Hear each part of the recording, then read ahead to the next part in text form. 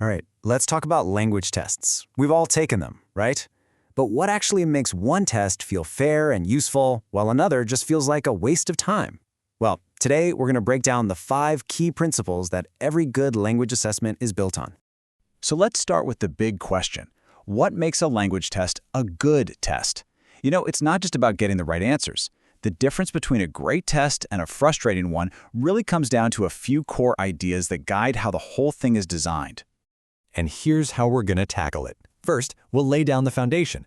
Then we'll get into what is arguably the most important principle of all. After that, we'll look at how tests affect the real world. And finally, we'll wrap up with a handy little checklist you can use yourself. Okay, first things first. Let's build our foundation with 2 principles you absolutely have to have in place: practicality and reliability. So first on our list is practicality. And this one is really all about the logistics. I mean, you can have the most brilliant test in the world on paper, but if it costs a fortune, takes way too long, or is a nightmare to administer, it's just not practical. So to break that down, a practical test has to stay within its budget, right? It needs to be doable in a reasonable amount of time. The instructions have to be crystal clear for everyone involved, and you've got to be able to score it without a huge headache. If any of these are off, the whole thing kind of falls apart. Next up, we have reliability. This is all about consistency. Think of it like a bathroom scale. If you step on it, see a number, step off, and step back on a minute later, you expect to see the same number, right? A reliable test is just like that. It should give you consistent results. So how do you get that consistency? Well, it's all about making sure the conditions are the same for everybody. You need super clear instructions for scoring, and, this is key, a uniform rubric. That way, if 2 different people grade the same test, they should come up with pretty much the exact same score.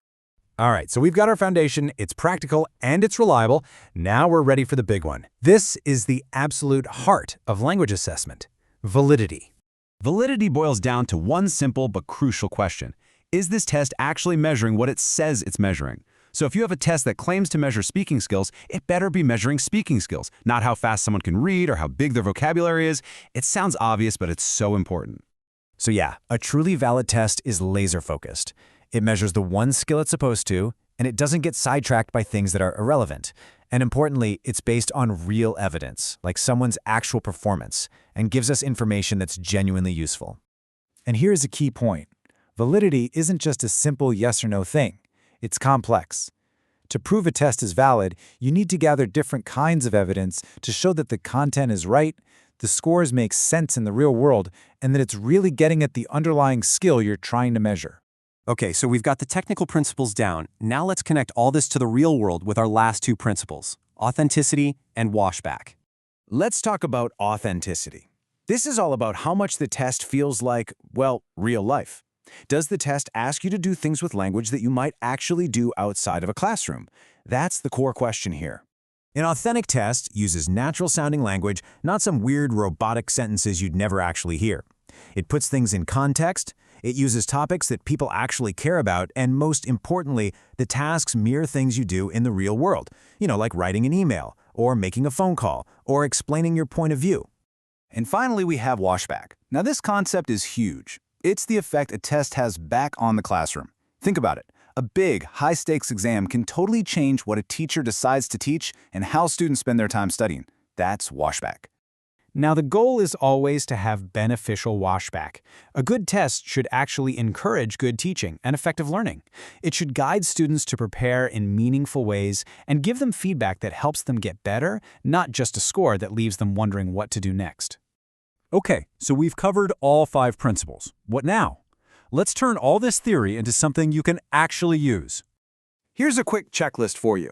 Think about a test you've taken or designed and ask these questions. 1. Is it practical? Can you actually do it? 2. Is it reliable? Will it give consistent results? 3. Is it valid? Does it test what you actually learned? 4. Are the tasks authentic or do they feel totally artificial? And 5.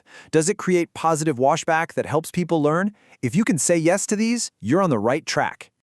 At the end of the day, it all comes down to this idea. A good test is not an anguishing ordeal, but a challenging and motivating learning experience. That's the ultimate goal. These 5 principles are just the roadmap to get us there, to make tests a helpful step on the learning journey, not just a stressful roadblock.